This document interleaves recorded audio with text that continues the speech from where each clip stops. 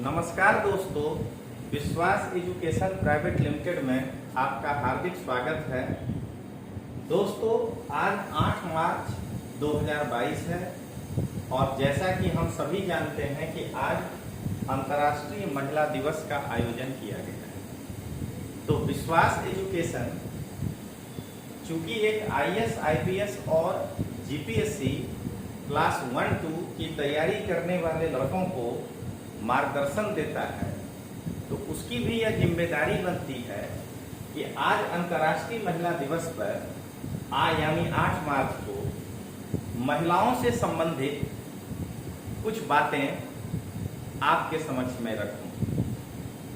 यहाँ चूंकि यह एक शैक्षणिक प्लेटफॉर्म है, इसलिए दोस्तों आपके आईएएस में, जीपीएससी में या अन्य स्पर्धात्मक परीक्षाओं में इस विशेष दिवस को ध्यान में रखते हुए किस प्रकार के प्रश्न पूछे जा सकते हैं, उसको ध्यान में रखते हुए यह एक विशेष व्याख्यान मेरे द्वारा यानी रजनीश सिंह तोमर के द्वारा तैयार किया गया है। यदि आप हमसे अहमदाबाद में संपर्क करना चाहते हैं के लिए तो 9428804128 और यदि आप गांधीनगर के लिए संपर्क करना चाहते हैं तो 9426880577। तो आज हम लोग सबसे पहले ये पढ़ेंगे कि विश्व महिला दिवस का इतिहास क्या है, फिर संयुक्त राष्ट्र संघ इसको कब अपनाया, 2010 से लेके आज तक विश्व महिला दिवस का थीम क्या रहा, उसके बाद महिलाओं के लिए भारत में क्या स्थिति है, जिसके अंतर्गत हम लोग पढ़ेंगे कौन कौन से संवैधानिक प्रावधान महिलाओं के लिए हैं। उसके बाद हम लोग पढ़ेंगे महिलाओं के लिए सरकार के तरफ से कौन कौन सी योजनाएं लागू की गई हैं। और चूंकि यह बहुत बड़ा व्याख्यान हो जा रहा है, इसके लिए दोस्तों सिर्फ एक राष्ट्रीय महिला आयोग को हमने इसमें नहीं शामिल किया है, वो फिर कभी हम लोग संवैधानिक, गैर संवैधानिक और वैधानिक संस्था के लेक्चर में समाहित कर लेंगे। तो चलिए दोस्तों, आपका ज्यादा समय नहीं लेते हुए आज हम लोग अंतर्राष्ट्रीय महिला दिवस यानी 8 मार्च को यह एक विशेष व्याख्यान की शुरुआत करते हैं। सबसे पहले मैं यह व्याख्यान मैथिली शरण गुप्त जी के इन 2 पंक्तियों से करना चाहूंगा, जो कि उस समय के लिए बहुत प्रासंगिक था। आज इसमें कई, यह देश तो यही है लेकिन आज इसमें कई परिवर्तन भी हो चुके हैं। तो मैथिली शरण गुप्त ने कहा है, अबला जीवन हाय तुम्हारी यही कहानी, आंचल में है दूध और आंख में पानी। अबला जीवन हाय तुम्हारी यही कहानी, आंचल में है दूध और आंख में पानी। यानी जिस समय मैथिली शरण गुप्त जी लिखे थे, उस समय महिलाओं की सशक्तिकरण, शिक्षा, साक्षरता, इन सब की स्थिति यही थी कि उनके लिए अबला शब्द यूज किया गया था, यानी जिसके पास बल नहीं हो। लेकिन आज उन स्थितियों में कई परिवर्तन भी हुए हैं। तो इसलिए उस समय ठीक है कि अबला जीवन हाय तुम्हारी यही कहानी, आंचल में है दूध और आंख में पानी। लेकिन आज विमेन एम्पावरमेंट के कारण महिलाएं कई क्षेत्र में बढ़ चढ़ करके अपना हिस्सा ले रही हैं और कई क्षेत्रों में अग्रणी भूमिका निभा रही हैं। जैसे मंगल की जो यात्रा हुई थी तय, तो वो वैज्ञानिकों का समूह, आपने फिल्मों में भी देखा कि वह महिलाओं का समूह था। तो दोस्तों, इस पंक्ति के साथ हम लोग आगे बढ़ते हैं। सबसे पहले हम लोग अंतर्राष्ट्रीय महिला दिवस के बारे में, इसके बारे में थोड़ा जानें। तो सबसे पहले महिला दिवस किस चीज के लिए मनाया जाता है? तो महिलाओं की सांस्कृतिक, राजनैतिक और सामाजिक और आर्थिक उपलब्धियों को मनाने के लिए प्रतिवर्ष 8 मार्च को अंतर्राष्ट्रीय महिला दिवस मनाया जाता है। यानी कि अंतर्राष्ट्रीय महिला दिवस मनाए जाने का उद्देश्य जो है वो महिलाओं की सांस्कृतिक, राजनीतिक और समाजार्थिक उपलब्धि क्या रही है, उस उपलब्धियों के लिए जो है यह दिवस मनाया जा रहा है। लेकिन दोस्तों, बड़े ही दुख के साथ कहना पड़ता है, बहुत दुख के साथ, कि इसमें भी राजनीति होने लगा है। सत्ता पक्ष के द्वारा इनकी उपलब्धियों को बतलाया जा रहा है, वह भी ठीक है, और विपक्ष के द्वारा बिना वजह का जो है अपने राजनीति को चमकाने के लिए कोई काला रिबन बांधता है, कोई मौन जुलूस निकालता है। महिलाओं के लिए उपलब्धियां भी हैं, उस पर भी चर्चा करिए, और जो कमियां रह गई हैं उन कमियों को दूर कैसे करेंगे उस पर चर्चा करना। काला रिबन बांध लेने से समस्या का समाधान नहीं हो जाएगा दोस्तों।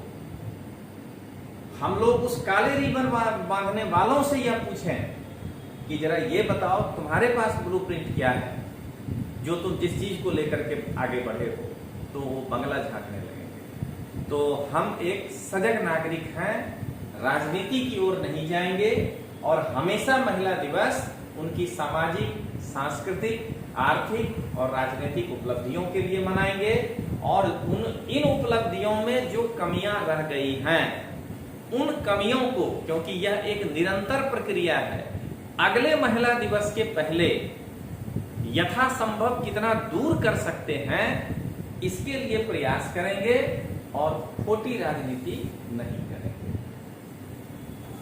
अब यह जो आंदोलन है इसका केंद्र बिंदु क्या है? महिला अधिकार, महिला राइट्स। यह किन किन मुद्दों पे हमारा ध्यान आकर्षित करती है महिला दिवस?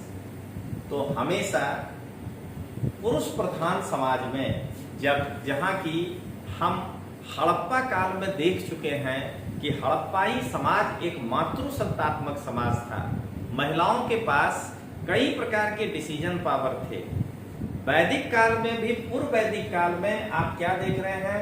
महिलाओं को उपनयन संस्कार करने का अधिकार था, वेद पढ़ने का अधिकार था, यानी महिलाओं के पास कई अधिकार थे। सभा समिति में भाग लेने का अधिकार था, कई ऋचाओं के क्या कहते हैं लिखने की उनके पास छूट थी, जैसे गार्गी, अपाला, विश्ववारा, लोपामुद्रा, घोषा, ऐसी कई महिलाएं हमें वेदों में मिलती हैं जिन्होंने अपने समय में एक मुकाम हासिल किया था।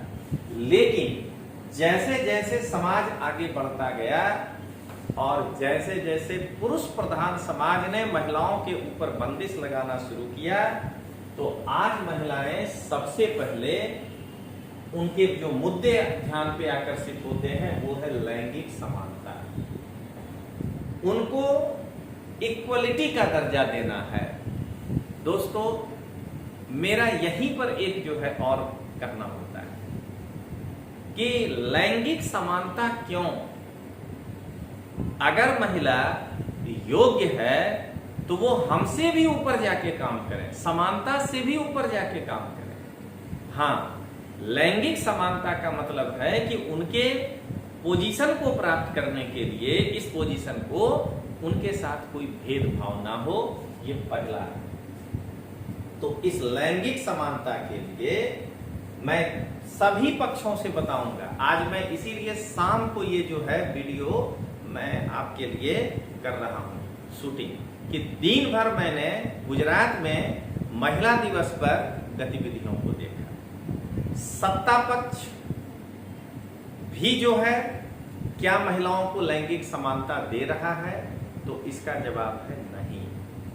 क्योंकि अगर लैंगिक समानता सत्ता पक्ष दे रहा होता तो चुनावों में क्या मतलब केवल पुरुष ही जीत सकते हैं?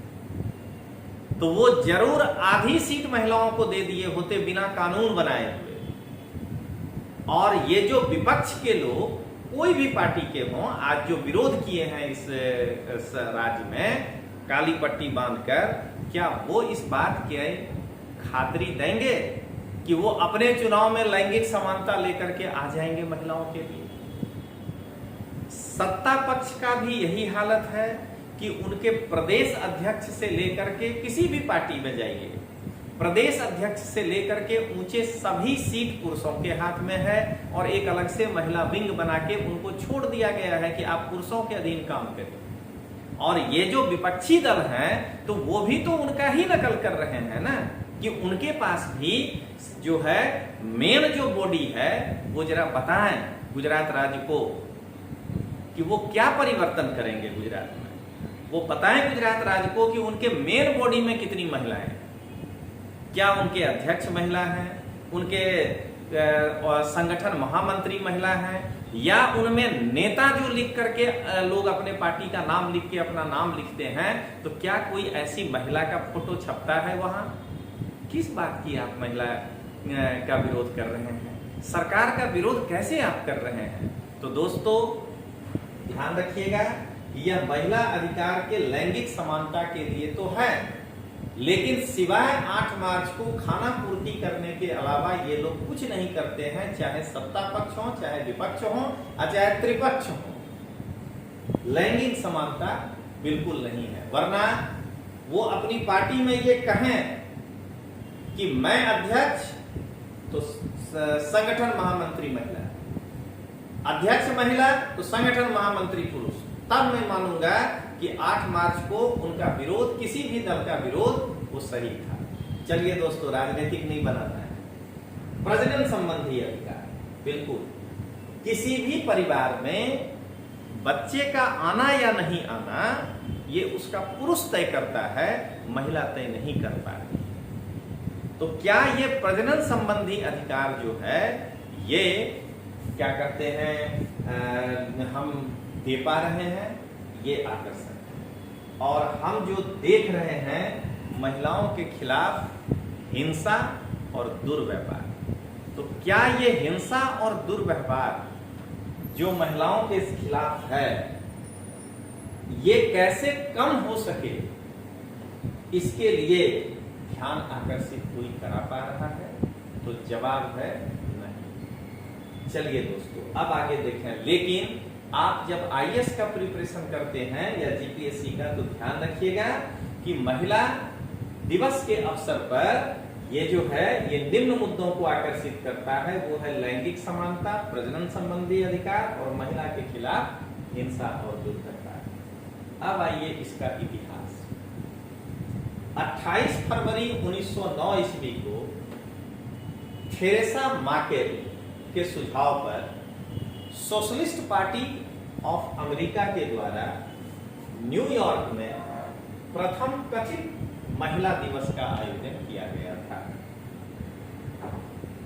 अगस्त 1910 में डेनमार्क के कोपेनहेगन में द्वितीय इंटरनेशनल की आम बैठक के पूर्व, इसके लिए वर्ल्ड हिस्ट्री पढ़ना दोस्तों जरूरी है, इंटरनेशनल फर्स्ट और सेकंड।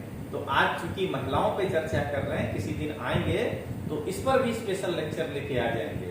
तो द्वितीय इंटरनेशनल के पूर्व एक अंतर्राष्ट्रीय समाजवादी महिला सम्मेलन का आयोजन किया गया था। ईयर के साथ याद रखिए। रूस ने 1913 में प्रथम बार फरवरी में अंतिम शनिवार को अंतर्राष्ट्रीय महिला दिवस मनाया था। 8 मार्च 1914 को जर्मनी में प्रथम महिला दिवस मनाया गया। ये इसका इतिहास है। 8 मार्च 1917 को पेट्रोग्राद में महिला कपड़ा श्रमिकों ने, पेट्रोग्राद रूस का शहर में महिला कपड़ा श्रमिकों ने प्रदर्शन किया था। अक्टूबर की क्रांति 1917 के बाद बोल्शेविक अलेक्जेंड्रा कर्नोलाई तथा व्लादिमीर लेनिन ने सोवियत संघ में अंतर्राष्ट्रीय महिला दिवस को आधिकारिक अवकाश दिवस घोषित किया। 8 मार्च 1965 को सुप्रीम सोवियत के, अब फिर जब कभी इंटरनेशनल रिलेशन पढ़ाएंगे तब बताएंगे कि सुप्रीम सोवियत क्या होता है, कि यूएसएसआर प्रेसिडियम में अंतर्राष्ट्रीय महिला दिवस को एक गैर कार्य दिवस यानी उस दिन छुट्टी ये घोषित किया गया। ये है इनका इतिहास। अब संयुक्त राष्ट्र संघ इसको कब अपनाया था? तो 1975 में संयुक्त राष्ट्र संघ ने 8 मार्च को अंतर्राष्ट्रीय महिला दिवस मनाना प्रारंभ किया तथा इसे अंतर्राष्ट्रीय महिला वर्ष घोषित किया। 1977 में संयुक्त राष्ट्र महासभा ने सदस्य देशों को, माने जो उनके मेंबर थे, संयुक्त राष्ट्र के आधिकारिक अवकाश के रूप में 8 मार्च को घोषित करने के लिए आमंत्रित किया, यानी यूएनओ 8 मार्च को सहमत हो गया। अब जरा देखें 2010 से लेकर आज तक अंतर्राष्ट्रीय महिला दिवस पर यूएनओ का थीम क्या है। तो 2010 में यूएनओ का थीम था समान अधिकार, समान अवसर सभी के लिए प्रगति। 2011 में था शिक्षा, प्रशिक्षण और विज्ञान एवं प्रौद्योगिकी तक समान पहुंच, महिलाओं के लिए अच्छे कार्य का मार्ग, ये सब थीम था। 12 में था गरीबी और भूखमरी को समाप्त कर ग्रामीण महिलाओं का सशक्तिकरण। 2013 का थीम वादा है एक वादा, महिलाओं के खिलाफ हिंसा को समाप्त करने के लिए कार्यवाही का समय। 2014 महिलाओं के लिए समानता, सभी के लिए प्रगति है। 15 महिलाओं को सशक्त बनाना, मानवता को सशक्त बनाना, इसकी कल्पना है।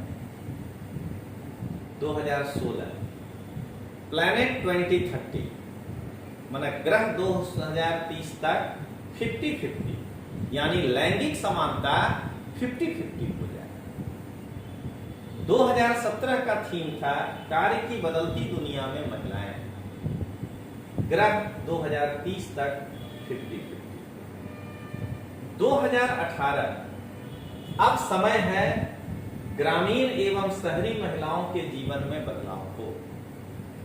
2019 का थीम था समान सोचें, स्मार्ट बनाएं और बदलाव के लिए नया करें।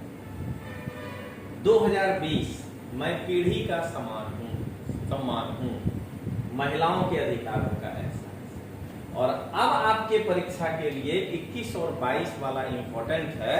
तो 21 है महिलाओं में नेतृत्व, वैश्विक कोविड-19 में समान भविष्य प्राप्त करना। और 2022 के लिए बेहतरीन थीम तय किया गया है, ये तो याद रखना ही चाहिए। स्थायी कल के लिए आज लैंगिक समानता, gender equality today for a sustainable tomorrow. अगर आप कल को स्थायित्व देना चाहते हैं तो आज लैंगिक समानता देना होगा। अब ये था महिला दिवस का पूरा इतिहास।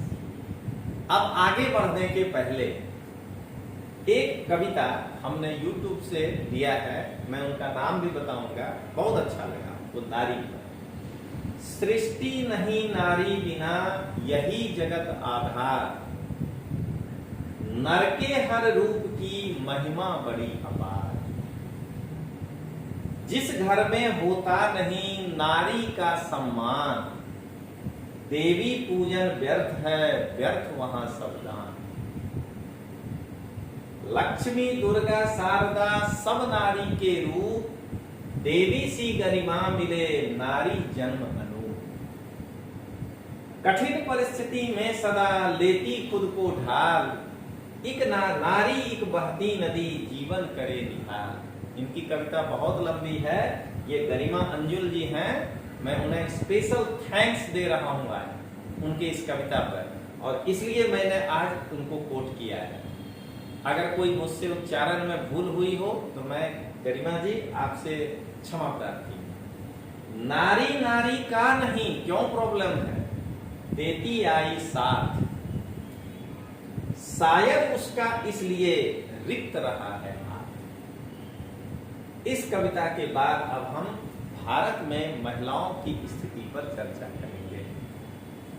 तो सबसे पहले भारत में महिलाओं के लिए संवैधानिक प्रावधान कौन कौन से हैं, हम लोग उस पर चर्चा करेंगे आर्टिकल वाइज। और इसमें से अगर किसी भी व्यक्ति को इस बात पे अगर ऐतराज हो कि नहीं आर्टिकल 14 नहीं हो सकता है, तो मैं उनको यही कहूंगा कि वो एनुअल रिपोर्ट महिला और बाल विकास मंत्रालय में जाएं और सरकार ने जो माना है संवैधानिक प्रावधान, तोमर सर हमेशा ऑथेंटिक चीज से ही लिखते हैं, किसी कोचिंग के मटेरियल से नहीं।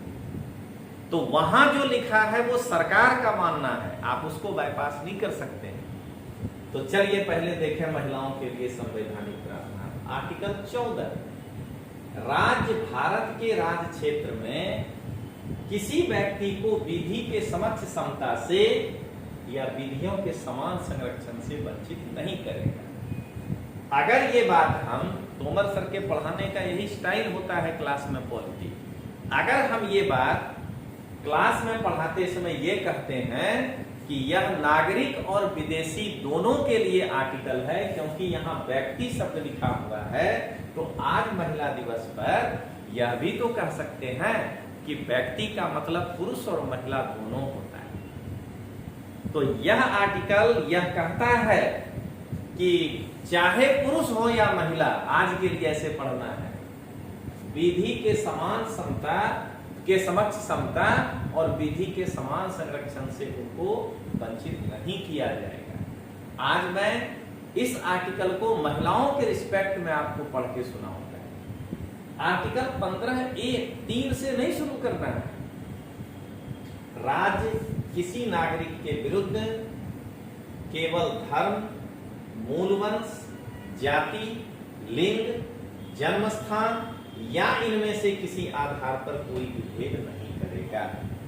तो उनमें एक जो है वह लिंग शब्द का भी प्रयोग किया गया है।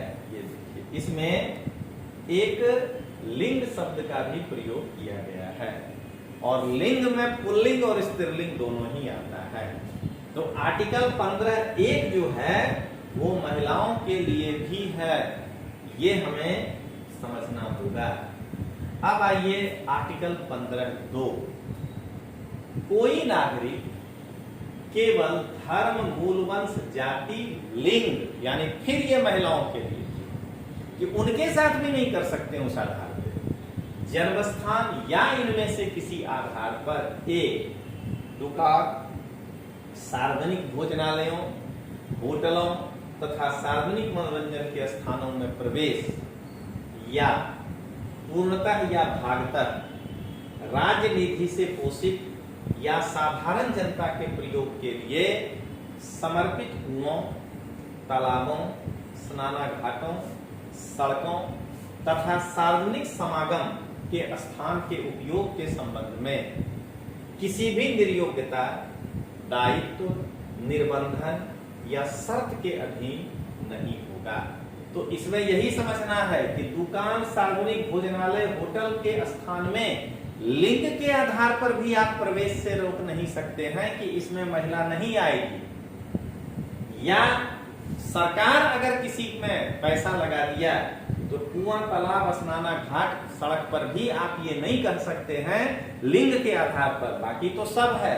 लेकिन आज मुझे महिला दिवस पर महिलाओं के ही समर्थन में बात करना है, तो हम आर्टिकल को उसी मोड में पढ़ेंगे कि उनके साथ भी जो है हम भेदभाव नहीं कर सकते हैं। और आज आपको ये समझ में आएगा कि तोमर सर पॉलिटी को किस तरह से मोल्ड करके पढ़ाना जानते हैं। और इसीलिए मैं हमेशा बच्चों को कहता हूं कि आप जो है किसी भी हाल में तोमर सर से एक बार जरूर पढ़ लीजिए, फिर जहां पढ़ना हो पढ़िए।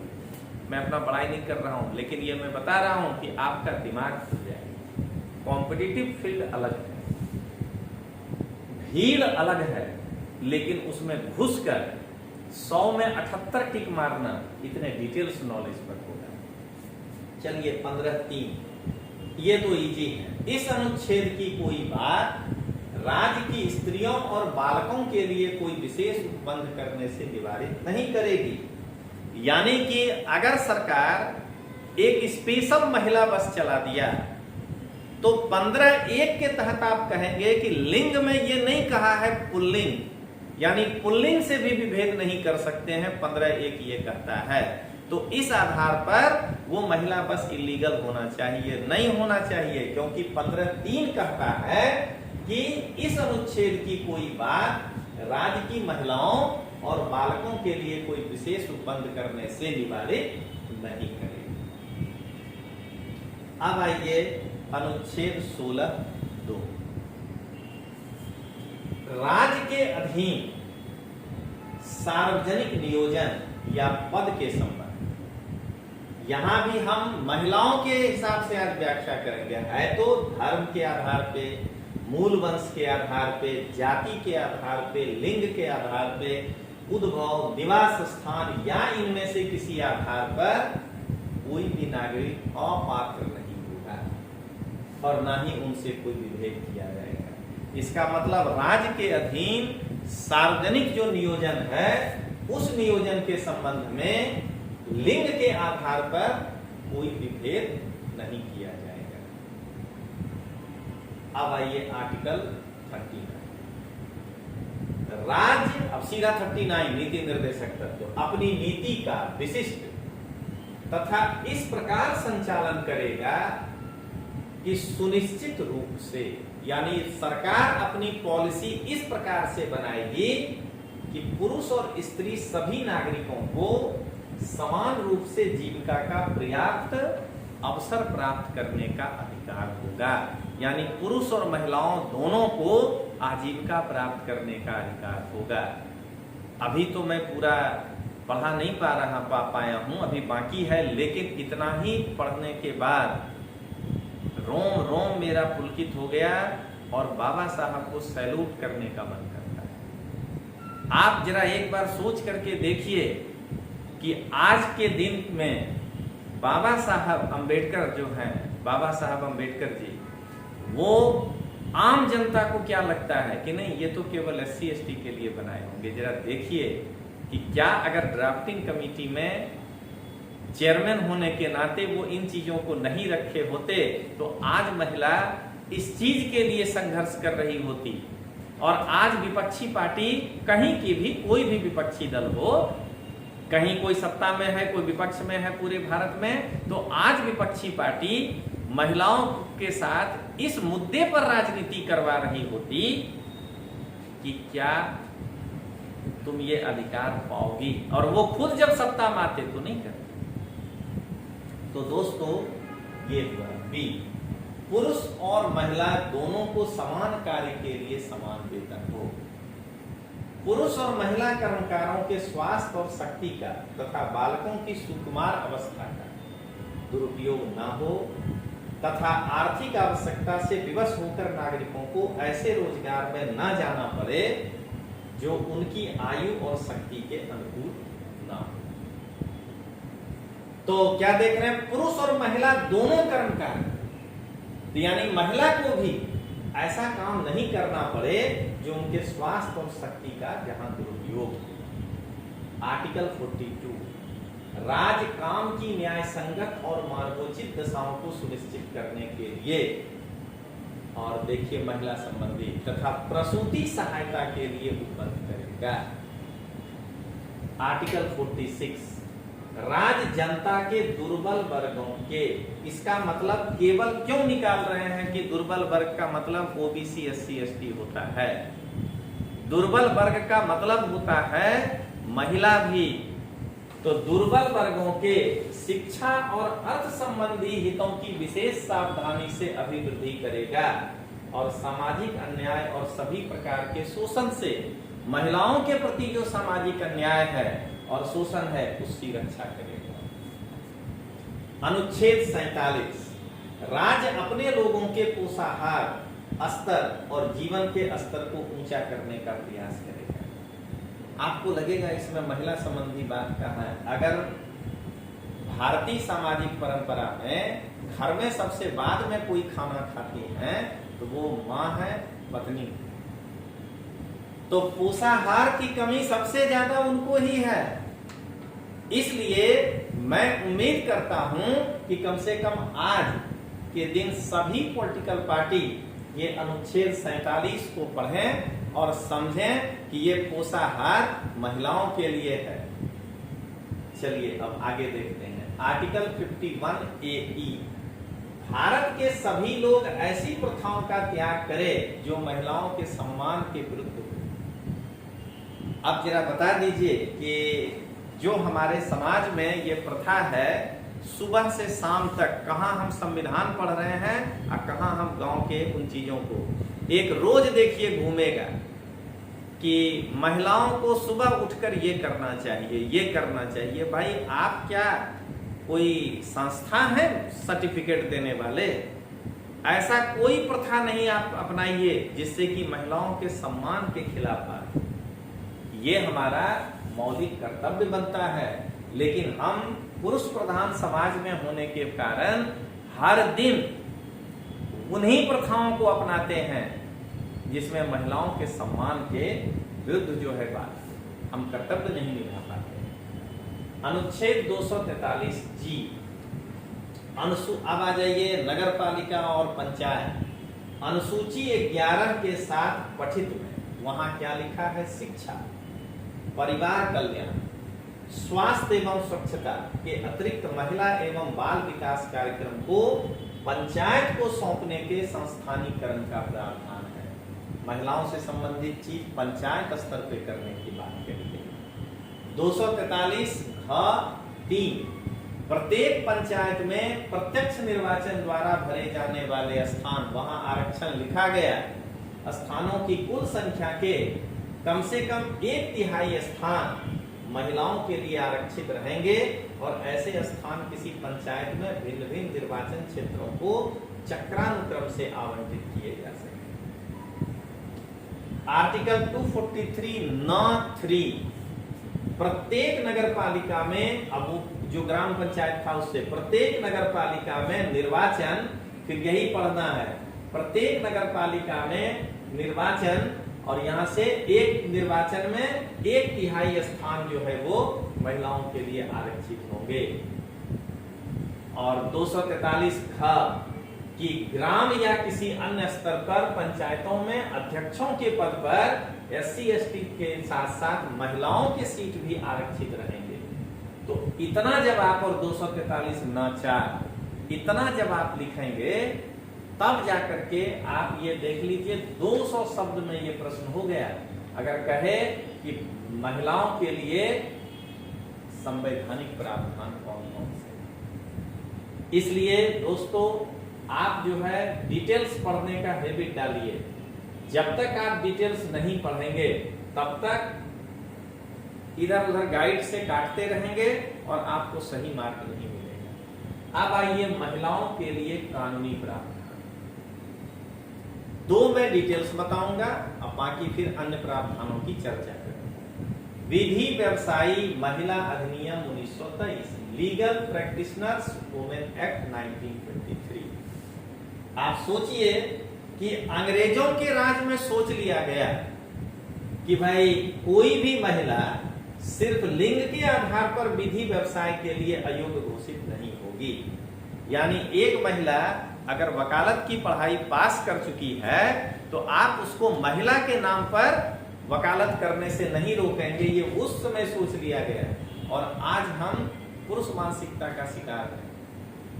दूसरा, कारखाना अधिनियम 1948, फैक्ट्री एक्ट 1948, पुरुषों और महिलाओं के लिए पृथक पृथक शौचालय की व्यवस्था की जानी चाहिए। रुई और धुनकियों के पास महिला और बच्चों के नियोजन का प्रतिषेध है। मेन बात आपको बता दें। अनैतिक व्यापार निवारण अधिनियम 1956, ये महिलाओं के लिए कि वेश्यागृह चलाने या परिसरों को वेश्यागृह के रूप में प्रयुक्त करने के लिए दंड, कोई मकान को आप ऐसा नहीं कर सकते हैं। और वेश्यावृत्ति के उपार्जन पर जीवन निर्वाह यदि आप करते हैं तो उसके लिए दंड। प्रसूति प्रसुविधा अधिनियम 1961, द मैटरनिटी बेनिफिट एक्ट 1961, कुछ काल अवधियों के दौरान महिलाओं का नियोजन या उनके द्वारा काम को प्रतिषिद्ध किया जाना।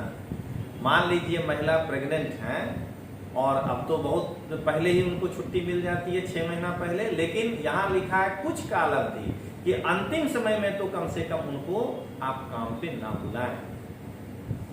अब आइए, कुछ अन्य कानून भी हैं महिलाओं के लिए, ये सभी आपको जानना है जब परीक्षा में ये पूछ दे कि महिलाओं के लिए स्वर संरक्षण के लिए कौन कौन से कानून हैं। तो दहेज प्रतिषेध अधिनियम 1961, गर्भाधान पूर्व एवं प्रसव पूर्व नैदानिक तकनीक अधिनियम 1994, सोनोग्राफी, गर्भाधान पूर्व एवं प्रसव पूर्व नैदानिक तकनीक लिंग चयन का प्रतिषेध अधिनियम 1994, आईपीसी 1860 के अंतर्गत जो महिलाओं के विरुद्ध उल्लिखित अपराध हैं उसके लिए दंड, समान पारिश्रमिक अधिनियम 1976, स्त्री अशिष्ट रूपण प्रतिषेध अधिनियम 1986, सती प्रथा निवारण अधिनियम 1987, घरेलू हिंसा से महिलाओं का संरक्षण अधिनियम 2005, बाल विवाह प्रतिषेध अधिनियम 2006, आपराधिक कानून संशोधन अधिनियम 2013,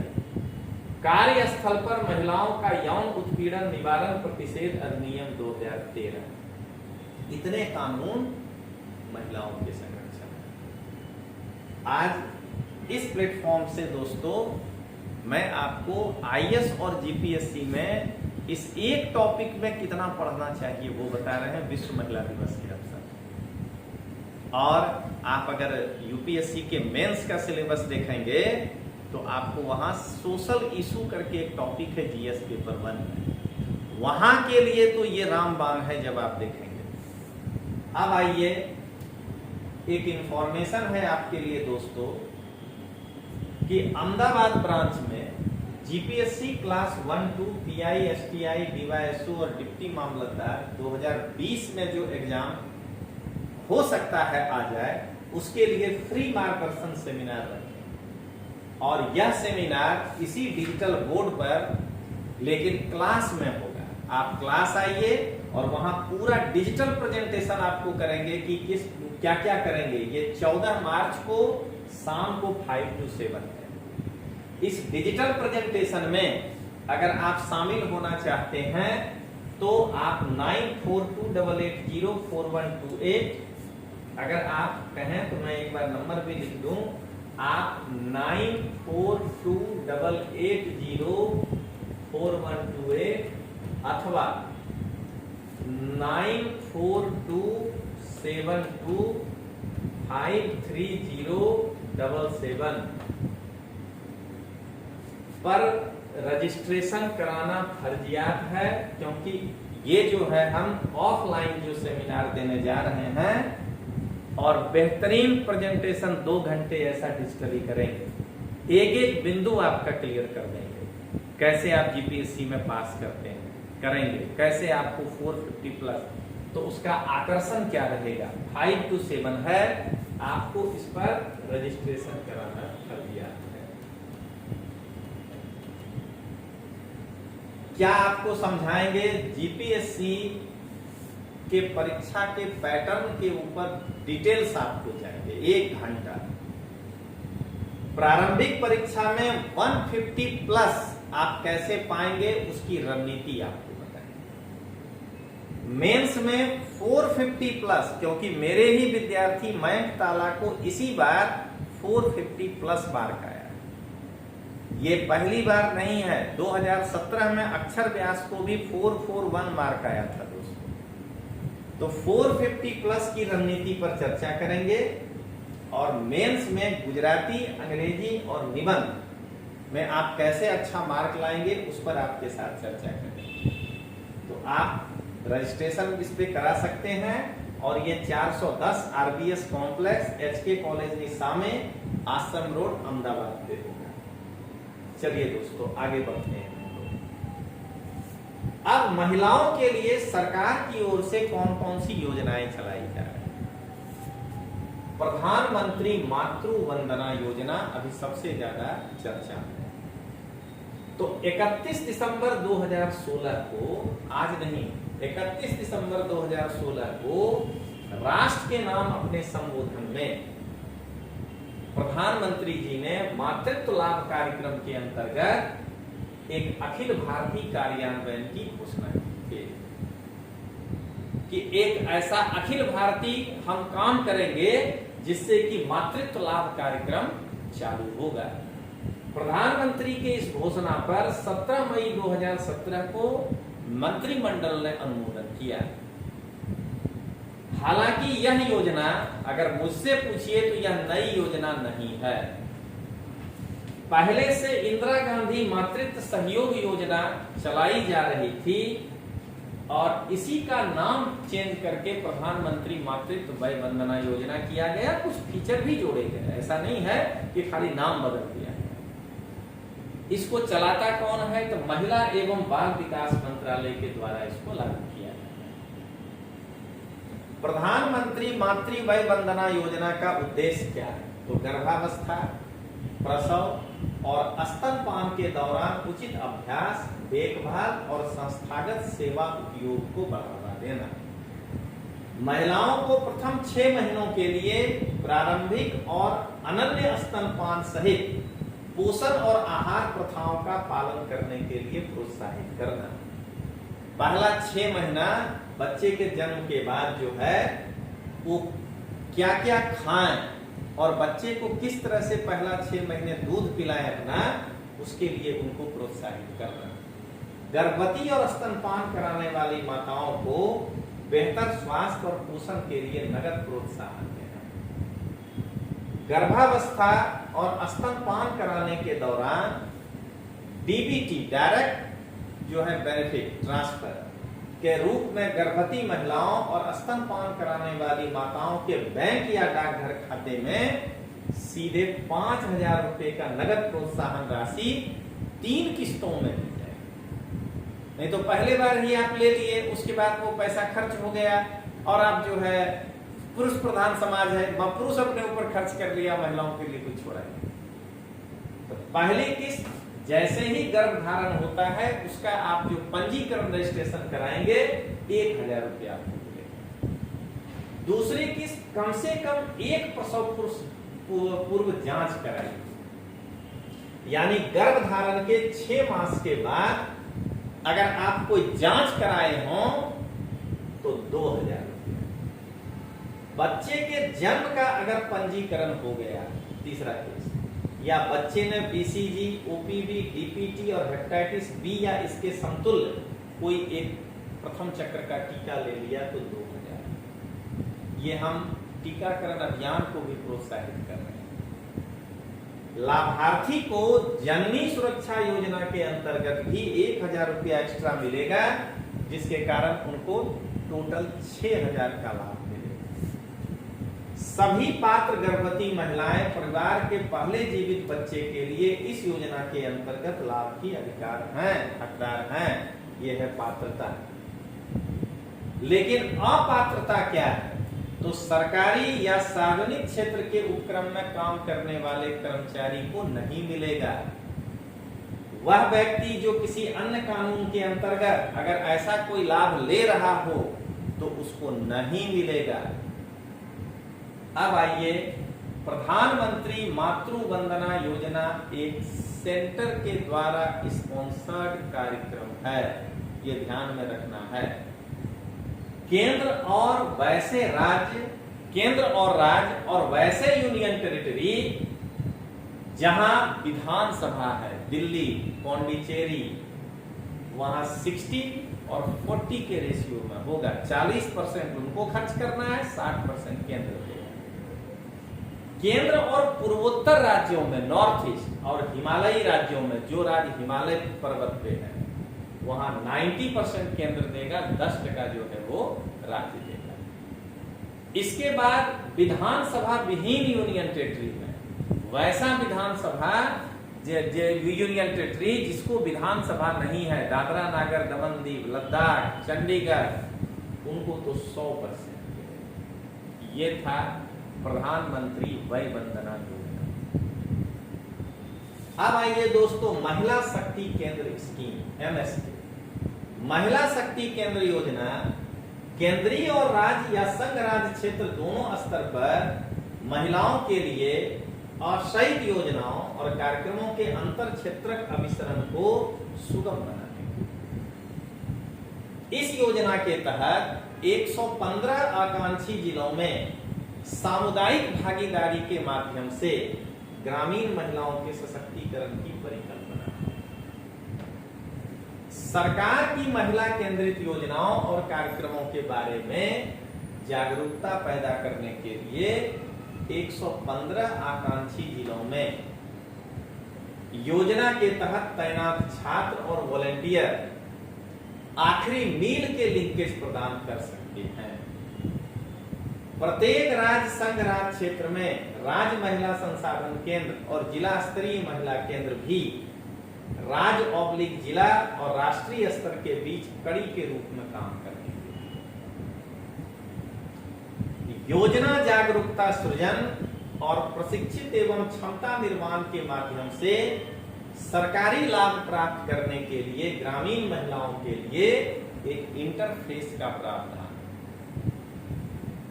यह योजना पूर्वोत्तर और विशेष श्रेणी के राज्यों जहां वित्त पोषण का अनुपात 90:10 है को छोड़कर केंद्र और राज्यों के बीच 60-40 के लागत हिस्सेदारी अनुपात के साथ कार्यान्वित की जाए। संघ राज्य क्षेत्रों में यह योजना 100% केंद्रीय निधियों से कार्यान्वित की जाए। एमएसके योजना के उप घटक इस प्रकार हैं। महिलाओं के निमित्त योजनाओं और कार्यक्रमों के अंतर क्षेत्रीय अभिसरण के लिए मंत्रालय को सहायता प्रदान करने और सरकार की महिला केंद्रित योजना के कार्यान्वयन की सुविधा प्रदान करने के लिए राष्ट्रीय स्तर की सहयोग। ये सब सरकार के उससे निकाल के आपके लिए लाए। भले भारी लगेगा बट करना ये है।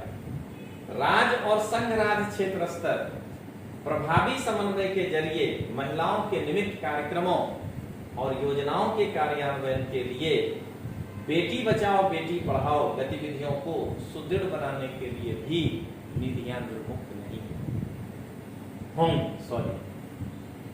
केंद्र योजना के कार्यान्वयन की दिशा में गांव, ब्लॉक और राज्य स्तर के बीच यह एक कड़ी के रूप में काम करेंगे। छात्र स्वयं सेवक विभिन्न सरकारी योजना के साथ ही सामाजिक मुद्दे की जागरूकता में महत्वपूर्ण भूमिका निभा सकते हैं।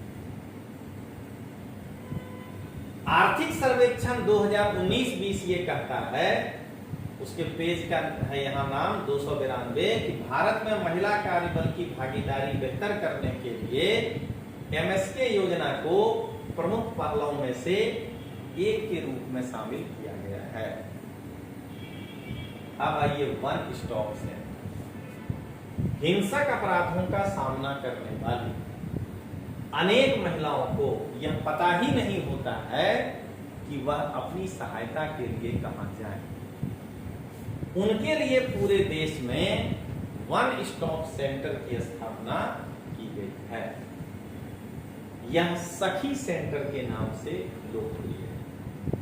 इसमें हिंसा से प्रभावित महिलाओं का पुलिस, चिकित्सा, कानूनी, मनोवैज्ञानिक सहायता मिलता है उनको, और अस्थायी आश्रय मिलता है उनको, टेम्पोररी उनके रहने की व्यवस्था की जाती है।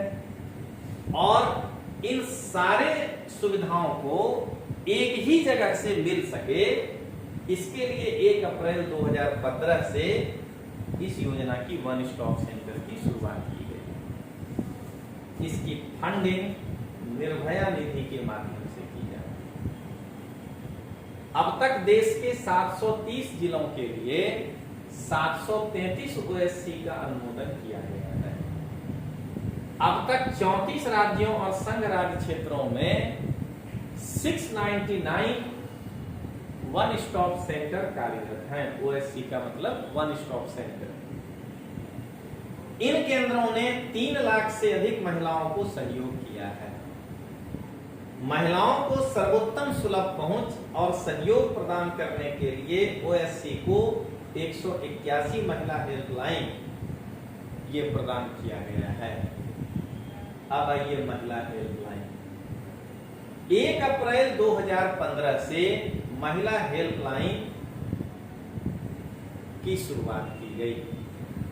इसका उद्देश्य हिंसा से प्रभावित महिलाओं को त्वरित जल्द से जल्द हम किस प्रकार की सेवा उपलब्ध करा सकते हैं उसके बारे में जानकारी, उसके बारे में ये 181 तैयार किया गया। सभी राज्यों में ये हेल्पलाइन क्रियाशील हो गया है। 54.25 लाख से अधिक कॉल महिला हेल्पलाइन ने प्राप्त किया है और यह स्कीम भी निर्भया निधि के माध्यम से वित्त पोषित। महिला पुलिस वॉलंटियर्स, महिला एवं बाल विकास मंत्रालय द्वारा महिला पुलिस वॉलंटियर स्कीम का कार्यान्वयन गृह मंत्रालय के सहयोग से किया जाता है। यही सब ध्यान रखना है। निर्भया निधि के माध्यम से यह एक केंद्र प्रायोजित स्कीम है। इसके अंतर्गत महिला पुलिस वॉलंटियर तैयार किया जाता है जो पुलिस और समाज के बीच कड़ी के रूप में काम करती हैं और आपदाग्रस्त क्षेत्रों में जाकर सहायता करती हैं। अब आइए स्वाधार गृह। कठिन परिस्थितियों से पीड़ित महिलाओं जैसे विडो हैं, निराश्रित हैं, बुजुर्ग महिलाएं हैं, उनके आश्रय, भोजन, वस्त्र, स्वास्थ्य और आर्थिक सामाजिक सुरक्षा प्रदान करने के लिए स्वाधार गृह योजना की शुरुआत की गई।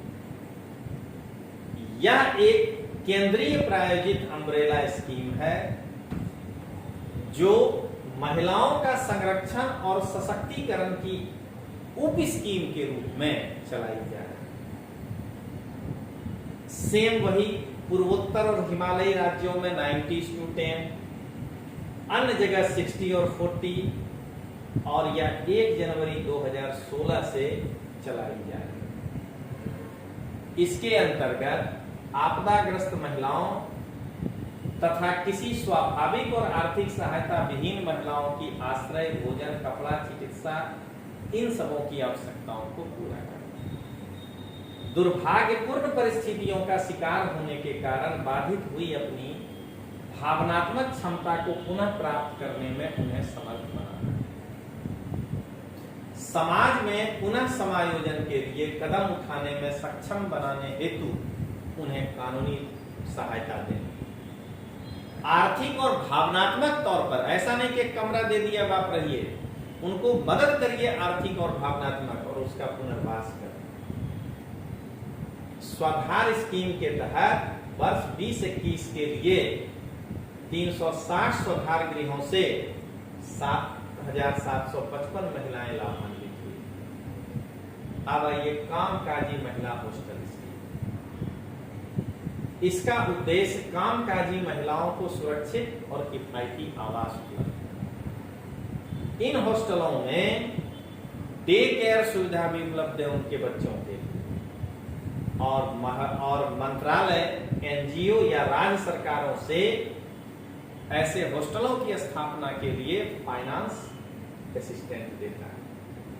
फिर वही कि जो हॉस्टल का संचालन करेंगे तो 60 सरकार, 15 जो है राज्य, 25 जो है उनको। हिमालयी राज्यों में 25 राज्य, 60 जो है केंद्र और 15 जो संचालन करेंगे। हिमालयी राज्यों में वो 10 करेंगे, बाकी जो है केंद्र और ये करेंगे। हॉस्टल सुविधा पाने के पात्र व्यक्ति को जो है किसको है वो 50,000 रुपया प्रति माह या उससे ज्यादा नहीं कमा रहा। 1972-73 में शुरुआत से पूरे देश में इस स्कीम के अंतर्गत लगभग 968 हॉस्टल स्वीकृत किए गए। अब उससे भी बेहतरीन एक आपके सामने इंफॉर्मेशन है कि अगर आप 12वां में हैं या FY में है, SY में है, TY में है या उसको पास कर गए, उनके लिए जो UPSC 2023 में देना चाहते हैं एक फ्री मार्गदर्शन सेमिनार 14 मार्च को सुबह 8 बजे, GPSC शाम को है और सुबह 8 बजे मार्गदर्शन डिजिटल बोर्ड के द्वारा ऐसे ही आपको प्रेजेंट करने जाएंगे। इसमें अगर आप आना चाहते हैं तो 9427253077 पर आप रजिस्ट्रेशन करा लीजिए। इतना डिटेल्स आपको बताने जा रहे हैं। यूपीएससी के द्वारा जो रिपोर्ट जारी किया जाता है उस रिपोर्ट के बेस पर कोई भी फेक नहीं कि किसी कोचिंग वालों ने कह दिया और हम मान लिए। यूपीएससी ने जो अपने रिपोर्ट में कहा है उसको ही मान्य गिनना है। यूपीएससी के बारे में विस्तृत माहिती देंगे, परीक्षा पैटर्न पर चर्चा करेंगे, प्रारंभिक परीक्षा 2023 को आप कैसे पास करेंगे उसकी रणनीति पर चर्चा करेंगे। मेंस में आप ऑप्शनल विषय कौन सा लीजिए। 90% लड़के फोटो देख करके विषय ले लेते हैं रिजल्ट को देखकर और बाद में वो पछताते हैं।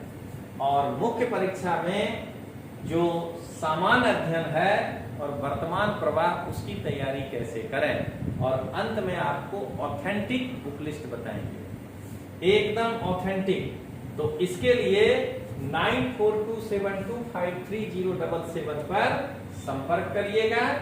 14 मार्च के दिन यह एक माइंड ब्लोइंग जिसको कहते हैं, इसको सुनने के बाद मैं दावा करता हूं कि आप एकदम अनजान बनकर किसी कोचिंग क्लास में जाके बैठ जाइएगा इंक्वायरी लेने, और आपको मालूम चल जाएगा कि वो कितना जानते हैं। बस एक बार आप ये सेमिनार सुन लीजिए, नहीं पढ़िए मेरे यहाँ कोई दिक्कत नहीं, लेकिन आप सुनने के बाद दिल्ली में जो एम वाला लोग है ना उसको भी आप भूल जाएंगे। एक बार आपको लगेगा कि गप्पा मार रहा है। तो आप एक बार आइए और आपको बेहतरीन चीज मिलेगा। सखी डैशबोर्ड, सखी डैशबोर्ड एक ऑनलाइन MIS प्लेटफॉर्म है जिसको सखी वन स्टॉप सेंटर, 181 महिला हेल्पलाइन और महिला पुलिस वॉलंटियर से संपर्क करने वाली हिंसा पीड़ित महिलाओं के मामले में रियल टाइम जानकारी लेने के लिए कि क्या हुआ है अभी तक 2019 में प्रारंभ किया गया। सखी डैशबोर्ड में किस प्रकार का हिंसा हुआ है वो वर्गीकरण है और उस पर क्या क्या कार्रवाई हुई है वो वर्गीकरण। अब भारत सरकार महिलाओं के लिए कौन कौन से पासा यानी पहल किए हैं, कौन कौन से इनिशिएटिव लिए हैं, हम लोग उसके बारे में चर्चा करेंगे। तो मानव अवैध व्यापार, मानव अवैध व्यापार या मानव दुर्व्यापार सबसे गंभीर अपराधों में से एक है और आर्टिकल 23 भी इसकी इजाजत नहीं देता है। यह क्या करता है? पीड़ितों का शोषण करता है और उनके मानवाधिकार का उल्लंघन करता है। मानव दुर्व्यापार को सामाजिक आर्थिक कारण क्यों लोग करवा लेते हैं, जैसे गरीबी, निरक्षरता, ज्ञान का अभाव, इसको अपने आजीविका से जोड़ देते हैं। अपराधियों की ओर से मानवाधिकार, गरिमा और आवश्यकता के प्रति उपेक्षा और घोर अवहेलना से ऊर्जा मिलती है। लोग क्या है कि अपनी गरिमा को ध्यान में रखकर मानव अवैध व्यापार के खिलाफ आवाज नहीं उठाते हैं, आवश्यकताओं के प्रति उपेक्षा रखकर घोर अवहेलना से उनको ऊर्जा मिलती है। महिला एवं बाल विकास मंत्रालय द्वारा तैयार किए गए मानव दुर्व्यवहार विधेयक 2018 पर 2018 के संसद के मानसून सत्र के दौरान लोकसभा में चर्चा हुई और इसे पारित किया गया। इसके बाद विचार के लिए यह विधेयक राज्यसभा में प्रस्तुत हुआ, लेकिन 16वीं लोकसभा के भंग हो जाने पर यह लैप्स हो गया, पास ही नहीं। अवैध व्यापार से निपटने के लिए उज्ज्वला स्कीम या उज्ज्वला योजना, उज्ज्वला अवैध व्यापार से निपटने का एक व्यापक स्कीम है। यह वाणिज्यिक यौन शोषण के लिए महिलाओं और बच्चों का अवैध व्यापार रोकने, पीड़ितों के बचाव को सुगम बनाने और उनको सुरक्षित अभिरक्षा में रखने बुनियादी सुविधाओं की व्यवस्था करते हुए पुनर्वास सेवाएं प्रदान करने और परिवार एवं समाज में पीड़ितों के सीमा पारी प्रत्यर्पण को सुगम बनाने के लिए 2007 में प्रारंभ की गई। यह स्कीम एनजीओ के माध्यम से कार्यान्वित की जाती है। उज्ज्वला स्कीम के मानदंडों में 1 अप्रैल 2016 से संशोधन किए गए और अब ये महिलाओं के संरक्षण और विकास की एक अम्ब्रेला स्कीम है और उसके अंतर्गत ये की जा रही है। स्कीम में 5 चीज: निवारण कैसे करेंगे, बचाव कैसे होगा, पुनर्वास कैसे होगा, पुनः एकीकरण कैसे होगा और वाणिज्यिक यौन शोषण को कैसे रोका जाए।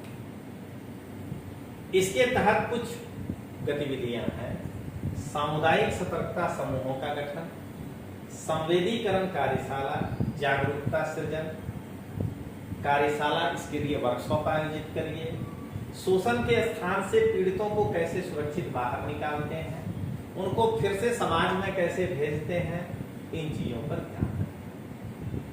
एनआरआई विवाहों में महिलाओं की सहायता, इस सबसे दिक्कत वाली चीज। यहाँ विवाह हुआ, रजिस्ट्रेशन नहीं हुआ, वहां जब गया तो लड़का कह दिया कि तो शादी ही नहीं है। इस पर फिल्म भी आया है, हीरोइन कैटरीना कैफ का। एनआरआई पुरुषों से विवाह में अनेक बार महिलाओं को छोड़ दिया जाता है, ये बहुत आम है। सीमा पारी कानूनों के लागू होने के कारण इसका समाधान करना बहुत कठिन है, क्योंकि वो अमेरिका चला गया। तो भारत सरकार ने भारतीय मूल के विदेशी नागरिकों से विवाहित भारतीय नागरिकों के मुद्दों और परेशानियों की जांच करने और मौजूदा कानूनों पर सुझाव के लिए न्यायमूर्ति अरविंद कुमार गोयल, जो एनआरआई आयोग के अध्यक्ष थे, एक विशेषज्ञ समिति का गठन किया। समिति ने विदेशी भारतीय नागरिकों से विवाहित भारतीय नागरिकों का कानूनी चुनौतियों की पहचान, उनकी शिकायत के निवारण के लिए सुझाव जैसे शीर्षक पर अपना रिपोर्ट प्रस्तुत किया और उस पर अभी अमल करना होगा। साइबर अपराध का मुकाबला, सबसे ज्यादा महिला और बच्चा साइबर अपराध का सामना करता है।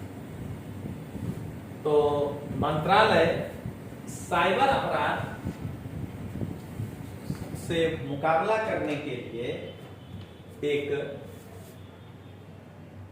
प्लानिंग कर रहा है और निर्भया फंड की मदद से एक साइबर अपराध पोर्टल गृह मंत्रालय के से विचार विमर्श लेके शुरू करने की बात की है।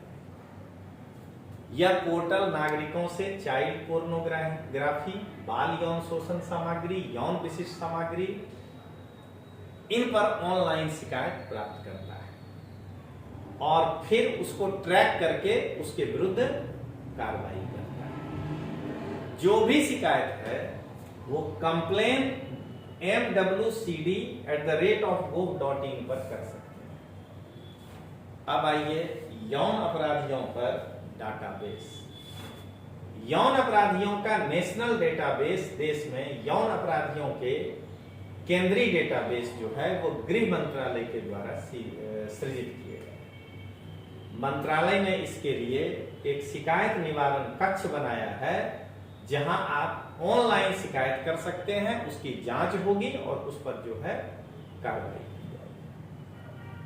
कोविड-19 महामारी के दौरान महिलाओं के लिए सेवा का प्रावधान। अगर कोविड में सबसे ज्यादा कोई प्रभावित हुई तो वो थी महिला।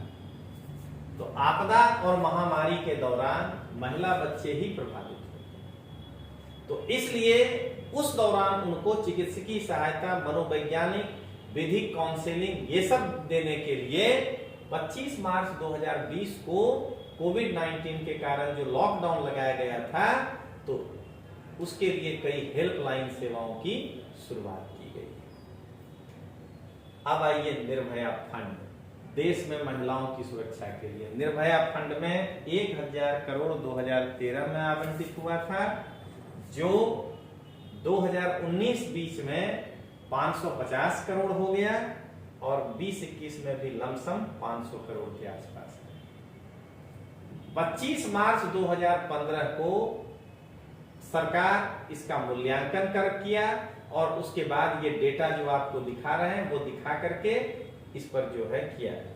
और अब आइए निर्भया निधि को ठीक से चलाने के लिए सचिव बाल महिला विकास मंत्रालय इसका अध्यक्ष है, रेलवे बोर्ड के अध्यक्ष इसके मेंबर हैं, गृह मंत्रालय, सड़क परिवहन राजमार्ग मंत्रालय, इलेक्ट्रॉनिक और सूचना प्रौद्योगिकी मंत्रालय के सदस्य भी इसके सदस्य होते हैं, सभी राज्यों के सचिव, महिला एवं बाल विभाग के सचिव, ये सब जो है इनके मेंबर होते हैं। निर्भया निधि के तहत जो प्रस्ताव तैयार और अनुमोदित किया जाता है उसमें पहले केंद्र सरकार के मंत्रालय महिलाओं की सुरक्षा से संबंधित परियोजना का प्रस्ताव तैयार करता है, उसको राज्य को भेजता है, फिर राज्य अपने विशिष्ट क्षेत्र के लोगों से इस पे सलाह देता है, वहां से जो सुझाव मिलता है उसको वो केंद्र को भेजता है, केंद्र फिर उसको गृह मंत्रालय को भेजता है और फिर गृह मंत्रालय इस पर मूल्यांकन करके वित्त मंत्रालय से संपर्क करता है और तब उसको जो है उसमें फाइनेंस चाहिए लागू किया जाता है। अब आगे देखें, महिलाओं के सम्मान के लिए एक पुरस्कार घोषित किया गया है, उस पुरस्कार के बारे में हम लोग देखें। तो पुरस्कार जो है वो है नारी शक्ति पुरस्कार। तो प्रतिवर्ष 8 मार्च को अंतर्राष्ट्रीय महिला दिवस मनाया जाता है, इसमें कोई भी ये नहीं है, प्रॉब्लम नहीं है, मनाया ही जाता है। इसी दिन महिलाओं को प्रेरित करने के लिए विभिन्न क्षेत्रों में उनकी उपलब्धि और उत्सव मनाने के लिए प्रत्येक देश में अनेक कार्यक्रमों का आयोजन किया जाता है। परंपरा के तौर पर महिला और बाल विकास मंत्रालय अंतर्राष्ट्रीय महिला दिवस भी मनाता है। नारी शक्ति पुरस्कार, जिसका अर्थ है महिलाओं की शक्ति हेतु पुरस्कार, ये 8 मार्च को अंतर्राष्ट्रीय महिला दिवस के दिन भारत के राष्ट्रपति के द्वारा यह पुरस्कार दिया जाता है और ये 20-21 के लिए नारी पुरस्कार के लिए कुछ दिशा निर्देश जारी किए गए। क्या? तो अब विजेता को 1 लाख के जगह पर 2 लाख रुपया पुरस्कार मिलेगा। आवेदन को प्रस्तुत करने में आसानी हो इसके लिए इसको ऑनलाइन कर दिया गया। नारी शक्ति पुरस्कार के लिए ये ऑनलाइन है और 8 मार्च 2020 को राष्ट्रपति भवन नई दिल्ली में आयोजित समारोह में भारत के राष्ट्रपति 15 पुरस्कार विजेताओं को और 12 नारी शक्ति पुरस्कार दिए थे। 21 वाला तो आज वो दिए ही होंगे, तो आज हम आपको नहीं बता सकते हैं।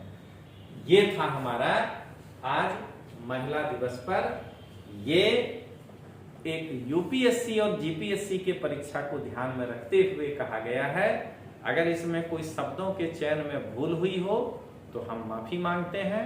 तो चलिए दोस्तों, मिलते हैं हम लोग फिर एक अगले कार्यक्रम के समय, एक नए चीजों के साथ आएंगे। तब तक के लिए जय हिंद, जय भारत।